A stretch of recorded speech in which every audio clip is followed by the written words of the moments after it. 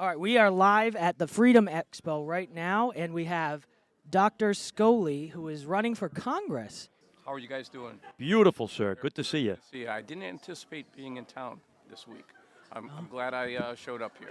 Absolutely. Absolutely. I learned a lot. I saw a lot of good presentations. There's certainly a coalition of groups that are conservative that will resonate certainly with me. I hope I resonate with them. I do too. 'Cause you're a great person to begin with. Now, what is the cornerstone of your platform, would you say? So I'm running to represent Rhode Islanders who need representation in Congress. They need representation at home and in Washington. And I heard talks today about, conservatives are afraid to come out. There is no fear in this room. There's no hatred. Nope. And I'm going to focus on the Families First agenda for Rhode Island and American families. Absolutely. Making them affordable and having a good culture and a good community. Also looking at businesses and the taxpayers, in the state of Rhode Island. I saw some good and listened to some good exposés today. I am completely confident moving forward. There's a pathway where we can have a conservative Republican congressman in the United States. Absolutely. Absolutely. Now, you're running against Magazina? I am. Yeah, he doesn't do anything for us. Once you get in there, your whole outlook for government in Rhode Island is to bring out, you're going to help all people. Doesn't matter if they're Republican or Democrat. But the fact of the matter is, what's your approach to bringing out the fraud and abuse that the governor was supposed to do? Would you fight back against these people once you do get elected? Well, it's funny. So I'm coming from a different perspective. I've been a surgeon in Rhode Island for over 40 years. Yep. I'm taking the approach, first of all, do no harm. Right. That means to help my constituents. I don't need a job. I've already worked. Right. I will not be beholden to party politics and the ideology. I'm there to do a job. I'm listening and reading. There are 50 or 60 congressmen and senators in Rhode Island and nationwide that are not seeking re-election because they do not agree with the impasse and just the stalemate of Congress. In other words, nothing's getting done. Right. I have never been accused of anything but working too hard. Yep. And that's my platform. I will go to Washington to try to make an impact. So the money ain't going to force you into nobody can buy you. Let's say it that way. Nobody can buy you like they can buy anybody else. You're there to help everybody in the state. Maybe educate other states too. But you've done it all, so now your time you want to give back to the people. Yeah, and hopefully I've done that in my time here in the community. I feel compelled. I feel like it's my next call to duty to really represent Rhode Islanders. Exactly. I'm not going to have a platform that says, I'm going to do this in Washington, I'm going to do this, I'm going to do this, I'm going to do this.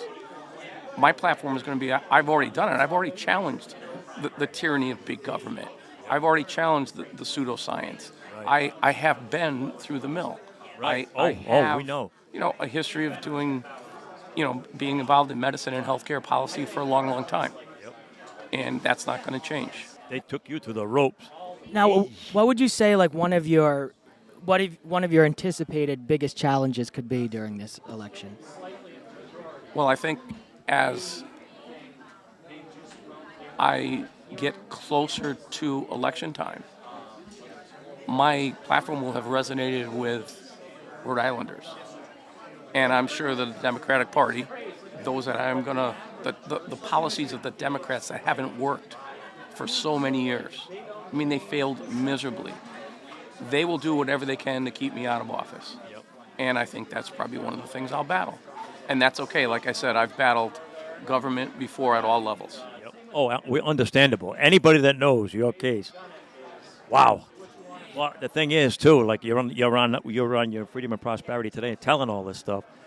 You're going to have so many backers now, and a ton of people anyway. It's everybody knows you're a wonderful, giving person, and I think that's going to stand out to where you're going to help people when you get there, and you're not just saying it all and the BS that people put out there. You're in there. You're a real person. You've done everything, and you're now it's your time to shine in Congress and get across what you've been through to get where you are, and you know how government works because they try to do it against you. Yeah, and I'm going to give a shout out to the executive director of the center, Mike Stenhouse, Yeah. who over the years in my association with the center has put together so much good, informative policy on a broad range of issues. One of the things that they're talking about now is electric costs and the cost of energy. Ridiculous. And there is a petition out now that you can get to by going to rifreedom.org and weigh in on the petition about why energy is so expensive in Rhode Island. And it's multifactorial, and some of the biggest reasons are the mandates put on by our General Assembly. Exactly. And we know where the General Assembly has failed for so many years. I look at a lot of this stuff. I don't know if you're going to bring this type of stuff up, but I'm going to do it now. But when you look at White House and you look at the other guy, I forget his name anyway. But anyway, you look at White House and you look at the guy and what he did in Congress to lobby for money for his wife for this offshore. Actually, the wind project she was ahead of in Rhode Island, and the beaches and the cleanups, and he out of the $10 million that he got, they supposedly pocketed $6 million. So the ethics committee is already on them. But it's people like that are working both sides because he is also on the board of the Rhode Island Energy. So if he's on Rhode Island Energy and he's lobbying for his wife, where is the constitutionality of that? You know what I mean? It's like, why is this guy there? It's only to line his own pockets. So you're a guy that don't need that shit.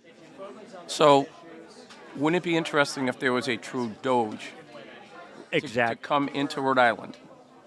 Yeah. But with one-party rule for 60, 70, 80 years, the party is not interested in that.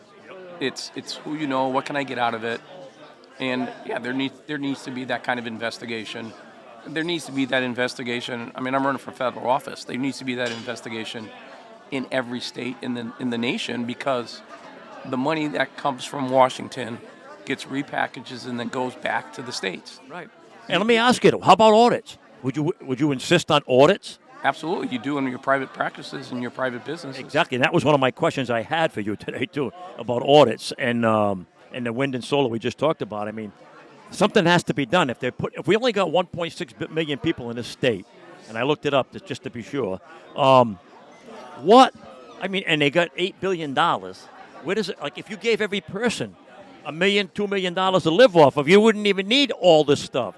And also I was reading just recently too on how they have a lot of misappropriated money to Blue Cross and Blue Shield. I was just reading this, and they were pissed off because another company, I don't know what the name of the company was, but they outbid them, and they were mad, so they're trying to sue the state of Rhode Island. And they got that kind of money already, and they're giving doctors, these big surgeons, like millions of dollars in bonuses, and the little guy's paying all that. I mean, I've been intimately involved in healthcare policy for a long, long time. Right. I'm probably one of the few people that actually read the original Obamacare, the Affordable Care Act. It's a tax bill. There's all kinds of components to it. Initially, it was 1,800 pages. With executive orders now, it's probably 20,000 pages. Again, that was a tax bill.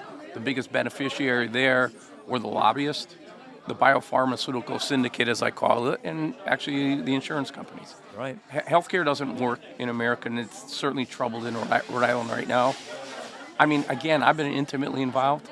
Imagine how much more I would know if I had a seat at the table. Right. You know, I was the stakeholder. Oh, absolutely. I'm looking forward to that. Look, if you don't get voted in, there's going to be more trouble in Rhode Island. So we need you in. So you got our help, and you know that. I'll do anything you need to do. All right. Again, I appreciate you guys. Again, shout out to Mike Stenhouse, my whole board at the Center for Freedom and Prosperity. I mean, without freedom, there is no prosperity, and that's our mission. Right. Again, it's going to be a families first. Absolutely. I hope I can get a whole slate of candidates in Rhode Island that aren't intimidated and they aren't afraid to be conservative. Right. And I think we can have an impact and bring some changes to the state. Great. And one last message to your voters, what would you say? Stay tuned. It's going to be an interesting ride and a good adventure, and I hope it has a good outcome. Oh yeah, it's going to. I feel compelled. It's like my call to duty, and I say to all my supporters and friends, I feel like I'm not running for office. We are running for office.